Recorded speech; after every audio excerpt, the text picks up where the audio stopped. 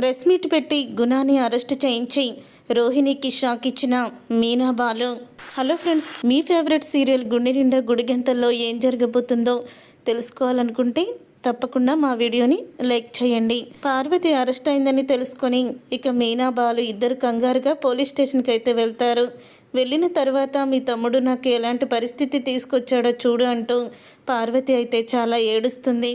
అప్పుడు ఇక బాలు అయితే ఇన్స్పెక్టర్ని, సార్ ఇదేం న్యాయం సార్, మా అత్తయ్య గారిని ఎందుకు అరెస్ట్ చేశారు అని అడుగుతూ ఉంటే, ఆ శివగాడు దొరికే వరకు ఈవిడ్నే అరెస్ట్ చేస్తాము, ఎందుకంటే నిందితుడు తాలూకు మనుషులను అరెస్ట్ చేస్తే వాళ్ళు ఎక్కడన్నా వస్తారని మా రూలు, మీరు వాడిని తీసుకొచ్చి ఈవిడ్ని తీసుకువెళ్ళండి అని అంటూ ఉంటాడు ఇన్స్పెక్టర్ అయితే.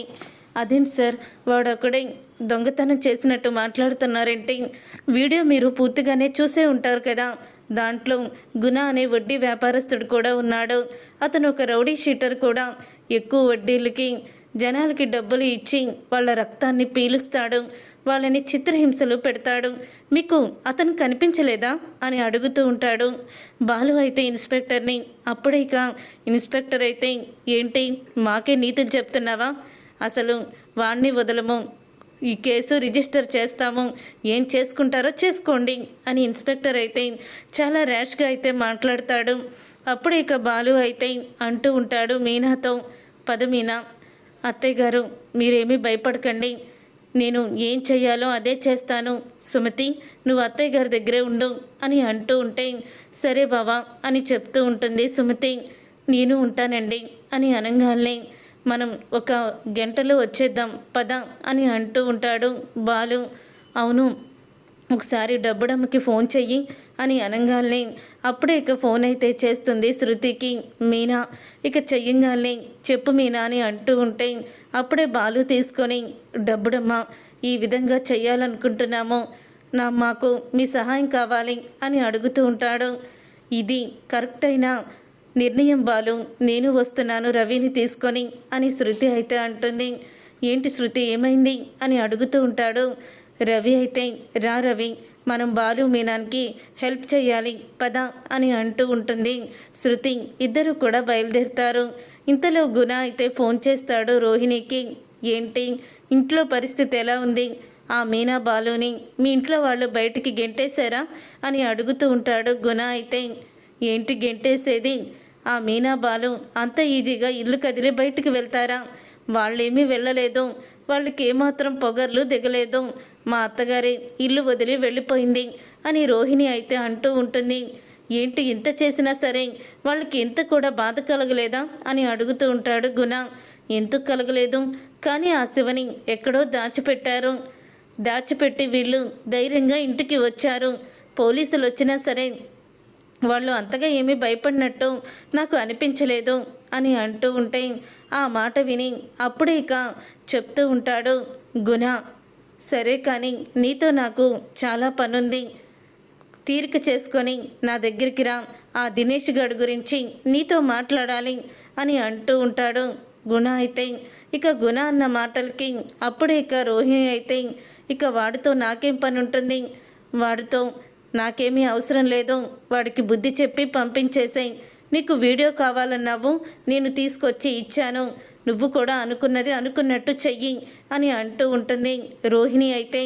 అప్పుడు ఇక గుణ అయితే ఫోన్ పెట్టేసి, నీకు ఎలా గుణపాఠం చెప్పాలో నాకు తెలుసులే రోహిణి, నీ గురించి మొత్తం తెలుసుకున్నాను అని అంటూ ఉంటాడు గుణ అయితే. తర్వాత ఇక బాలు అయితే, వచ్చావా డబ్బుడమ్మా అని అంటూ ఉంటాడు శృతిని. నేను చెయ్యాల్సిందంతా కూడా చేసేసాను, ఒక 10 నిమిషాల్లో అందరు ఇక్కడ ఉంటారు అని అంటూ ఉంటుంది శృతి అయితే. అప్పుడే ఇక శృతి అలా అన్న తర్వాత బాలుతో మీనా అయితే, మనం చేస్తుంది కరెక్టేనంటారా అని అడుగుతూ ఉంటుంది. ఎందుకు మీనా అలా ఆలోచిస్తున్నావు, మీరు చేస్తుంది కరెక్టే అని అంటూ ఉంటుంది మీనా. తర్వాత ఇక ప్రెస్ వాళ్ళందరూ మీడియా అంతా కూడా వస్తారు. వచ్చిన తర్వాత అప్పుడే బాలు మీనా, మీ అందరికీ కూడా మా ద్వారా మాకు న్యాయం జరగాలని మిమ్మల్ని ఒక విషయం అడగాలని పిలిపించాము అని అంటూ ఉంటే, అప్పుడే ఇక బాలుని మీడియా వాళ్ళైతే అడుగుతూ ఉంటారు, ఫోన్లో ఇప్పుడు హల్చల్ చేస్తున్న ఆ దొంగ వీడియో మీ బామర్ది దొంగతనం చేసిందేనట్టు కదా అని అడుగుతూ ఉంటే, అవును మా బామర్దే చేశాడు, అది తప్పే. ఆ దొంగతనం చేసింది కూడా మా అమ్మ దగ్గరే. ఎందుకంటే మా ఇంట్లో పరిస్థితుల కారణంగా మా అమ్మ వాణ్ణి అవమానించింది. దాంతో ఇక తట్టుకోలేక అలాగ కసి తీర్చుకుందామని వాడు అలా చేశాడు, అంతే తప్ప ఎవ్వరి దగ్గర కూడా ఇప్పటి వరకు దొంగతనం చేయలేదు. ఆ 1,00,000 రూపాయలు కూడా ఎప్పుడో తిరిగి ఇచ్చేశాడు, ఒక్క రూపాయి కూడా వాడుకోలేదు. ఇప్పుడు ఆ వీడియో బయటికి రావడంతో ఇప్పుడు నేరస్తుడిగా వాడిని చూస్తున్నారు. పోలీసులు కూడా వాడి గురించి గాలిస్తున్నారు. కానీ ఒక విషయం మీకు చెప్పాలి, ఇప్పుడు ఈ వీడియోలో అతను ఒక్కడే దొంగతనం చేశాడా, లేకపోతే తనతో పాటు ఎవరున్నారు, మీరే కాస్త చూసి చెప్పండి అని అంటూ ఉంటాడు బాలు. అప్పుడే ఇక గుణ అయితే, ఇదేంట్రా వీడు ప్రెస్ మీట్ పెట్టాడు, పైగా ఈ దొంగతనం చేసింది ఒక్కడేనా, లేకపోతే ఎవరైనా ఉన్నారా అని చూపిస్తున్నాడేంటి మీడియా ముందు అని గుణ షాక్ అయిపోతూ ఉంటాడు. వెంటనే రోహిణికి ఫోన్ చేస్తాడు. అసలు ఏం జరుగుతుంది, ఆ బాలు ప్రెస్ మీట్ పెట్టాడేంటి అని అడుగుతూ ఉంటాడు గుణ. అప్పుడే రోహిణి షాక్ అయిపోతూ, ప్రెస్ మీట్ పెట్టడం ఏంటి అని అంటూ ఉంటుంది రోహిణి. అవును ప్రెస్ మీట్ పెట్టాడు, ఆ ప్రెస్ మీట్లో వీడియోని చూపిస్తున్నాడు, చూడొకసారి అని అంటూ ఉంటాడు. గుణ అయితే, అవును ఇద్దరున్నారు, వాళ్ళిద్దరూ కలిసి చేసినట్టే ఉంది కదా ఇది. వాళ్ళు దొంగతనం చేశాక ఒకరు ఇలా సంతోషంగా మనం దొంగతనం చేశామని ఒకరికొకరు చేయి కొట్టుకుంటున్నారు. అంటే ఈ దొంగతనం వాడొక్కడే చేయలేదు, ఇద్దరు కలిసే చేశారు. మరి శివ గురించే పోలీసులు ఎందుకు వెతుకుతున్నారో మాకు అర్థం కావడం లేదు. వాడిని అరెస్ట్ చేయాలి, తప్పు చేశాడు కాబట్టి. కానీ వాడితో పాటు ఉన్న ఆ గుణాన్ని ఎందుకు వదిలేస్తున్నారు ఇన్స్పెక్టర్? ఆ గుణ దగ్గర ఏమన్నా డబ్బులు తీసుకున్నారా?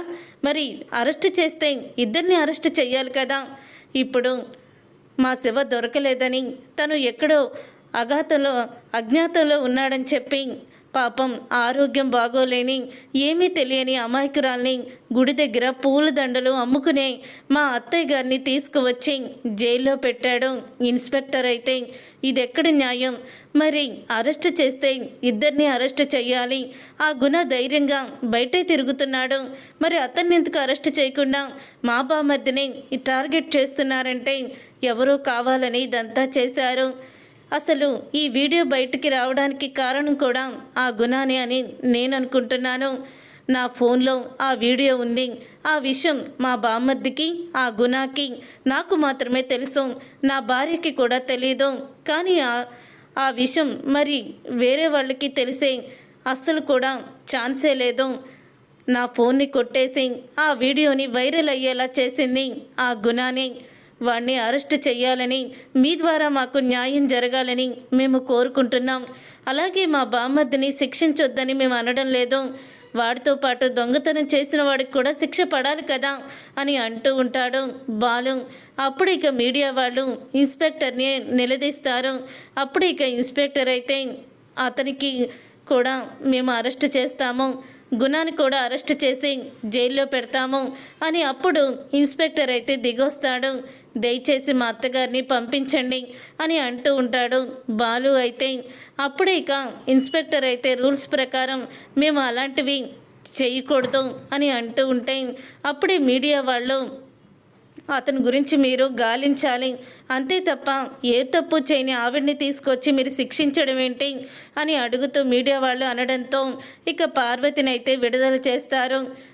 మొత్తానికి ఇక గుణ దగ్గరికి పోలీసులు వెళ్ళి గుణానైతే అరెస్ట్ చేయడంతో ఒక పక్క రోహిణి తన బండారం బయటపడిపోతుందేమోని భయంతో వణికిపోతూ ఉంటుంది. చూసారుగా ఫ్రెండ్స్, ఈ విధంగా బాలు మీనా అయితే షాక్ ఇవ్వబోతున్నారు. మరి ఇలాగే జరగాలని మీరు కోరుకుంటే తప్పకుండా వీడియోనైతే లైక్ చేయండి. గుండె నిండా గుడి గంటల్లో ఏం జరగబోతుందో ముందుగానే మీరు తెలుసుకోండి.